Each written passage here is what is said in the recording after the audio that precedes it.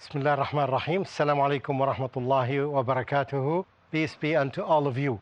Welcome to a new episode, which will be under a new topic. But remember that all these topics fall under the main topic, which is do we teach effectively in our classrooms?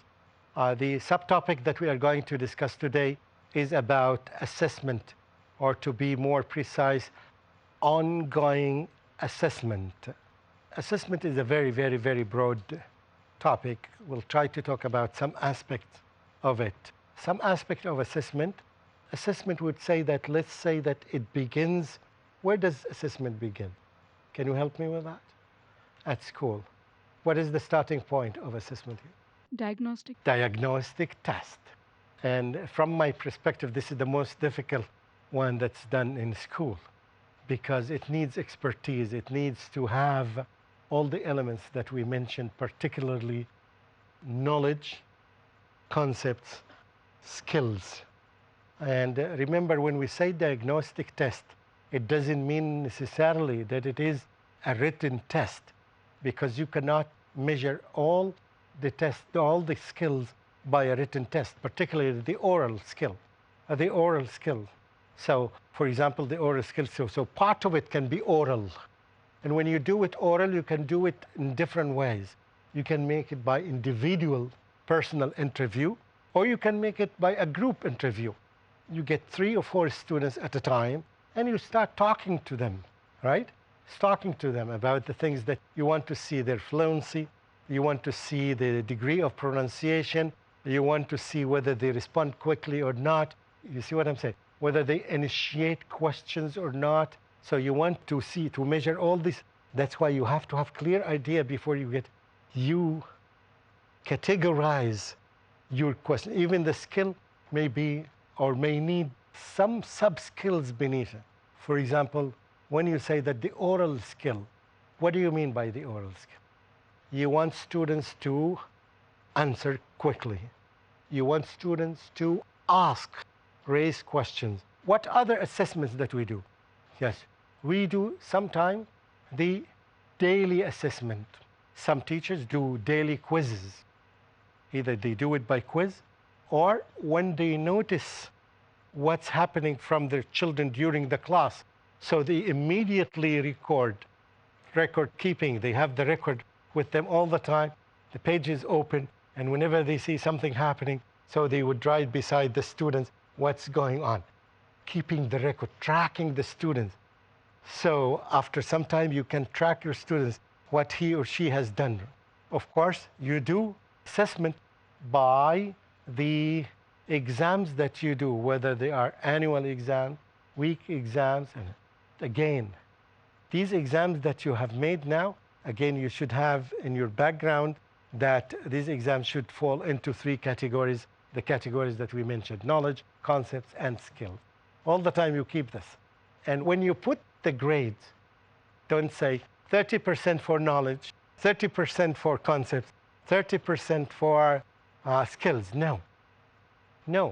When you teach a language, especially in the early years, right, most of it would go to skills, particularly the oral skill.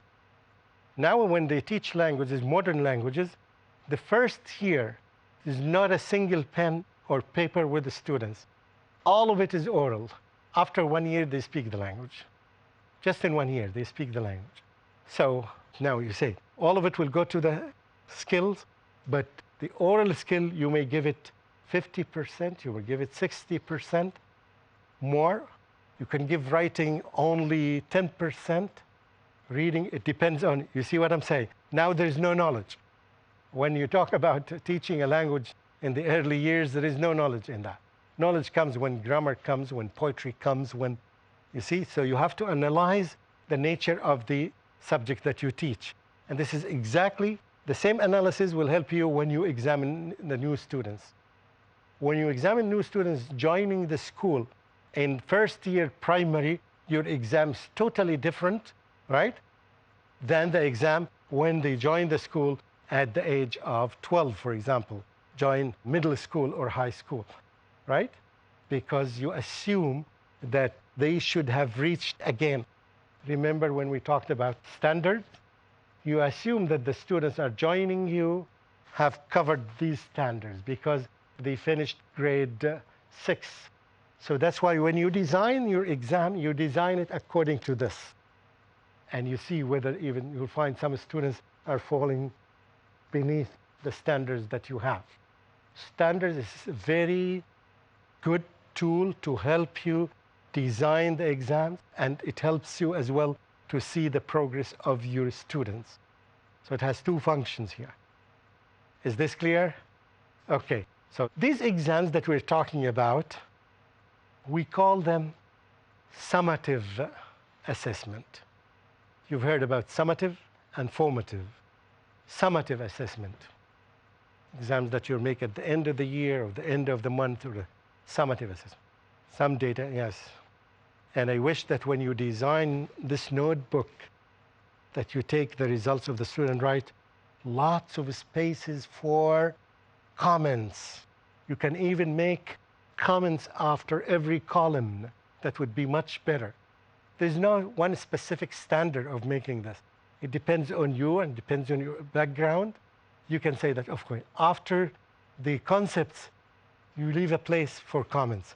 After skills, you leave a place for comments, because these comments are the thing that would give you clear idea. This student have done well in such a thing, but.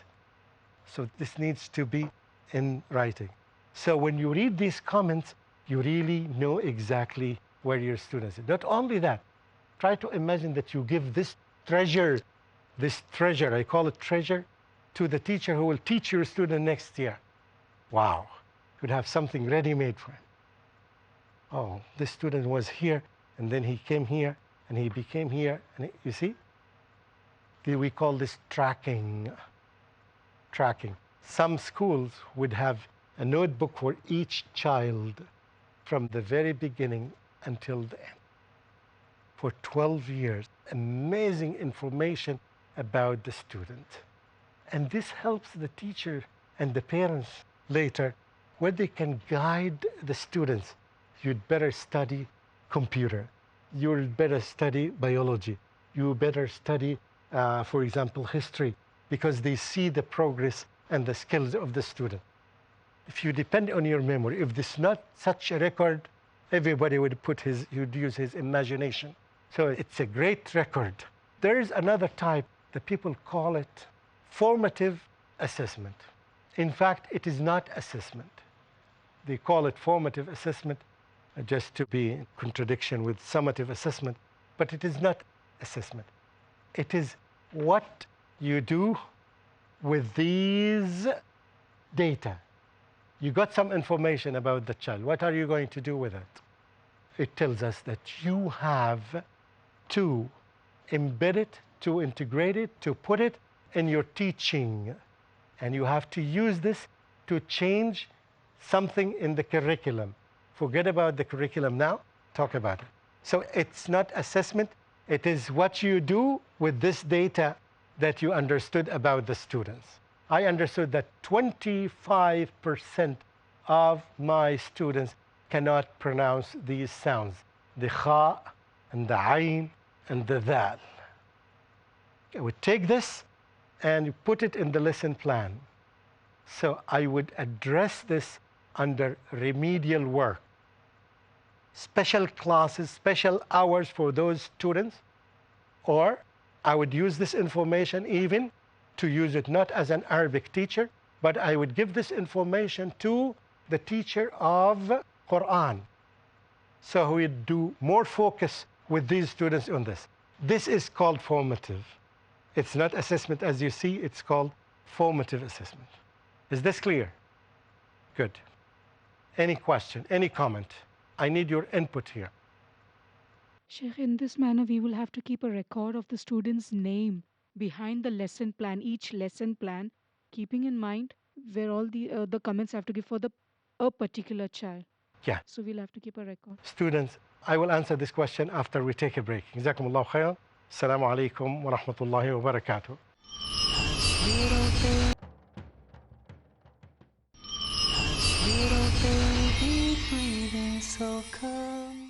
Bismillah ar-Rahman ar-Rahim.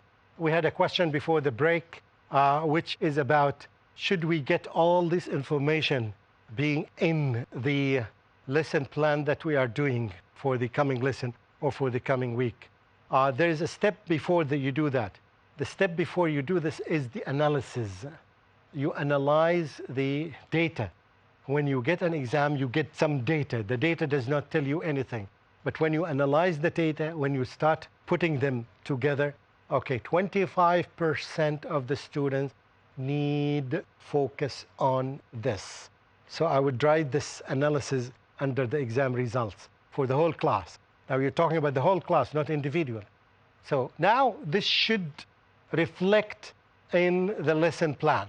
So when you design a lesson plan, on the top of it somewhere, I mentioned, and we'll talk about this later, an arrow coming from here, which tells us it's coming from previous exams, right?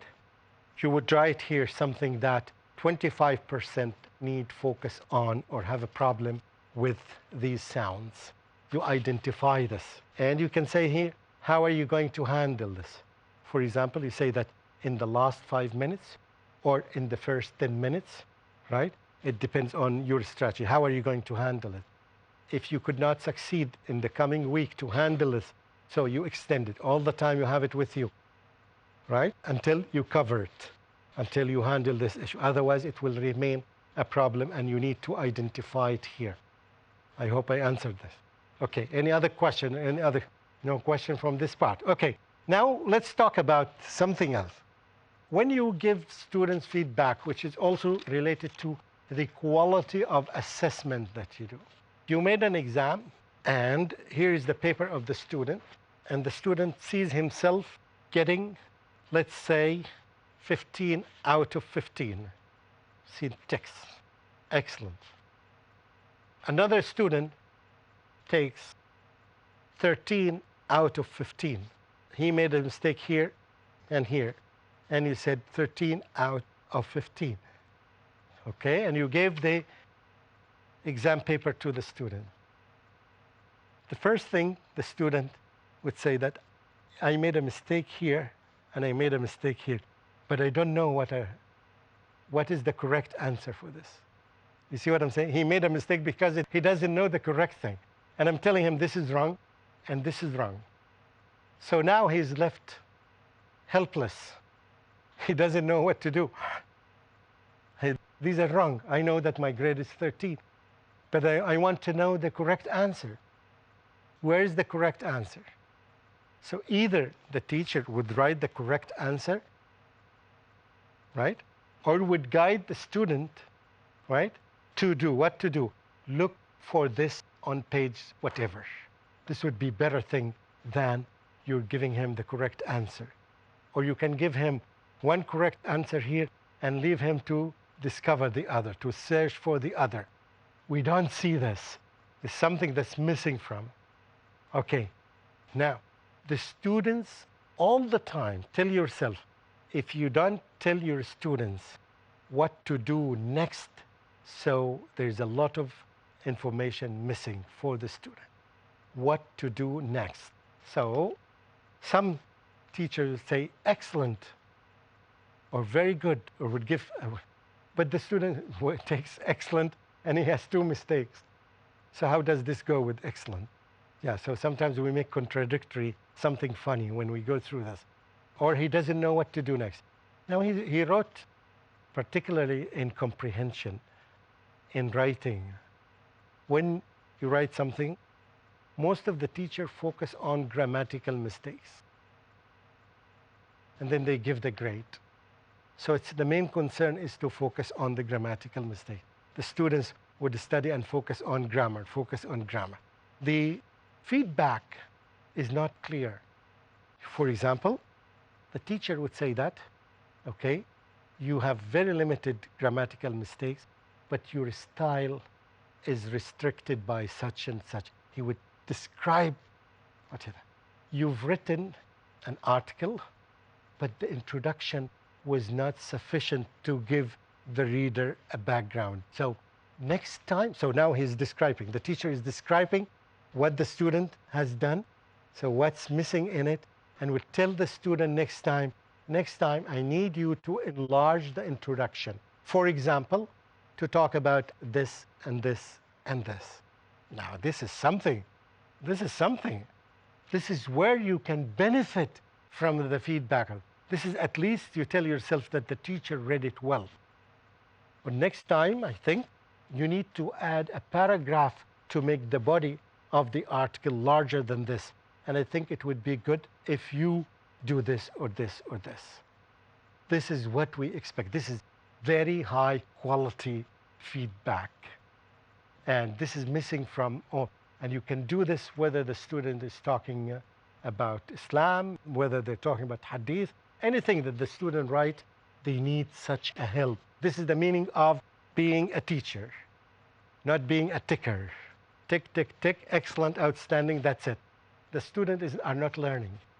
The more details you give, and you can advise the students, please write on one page and skip the other so you can write your feedback, not even in the bottom, right? So let them write on the left and you give feedback on the right or vice versa.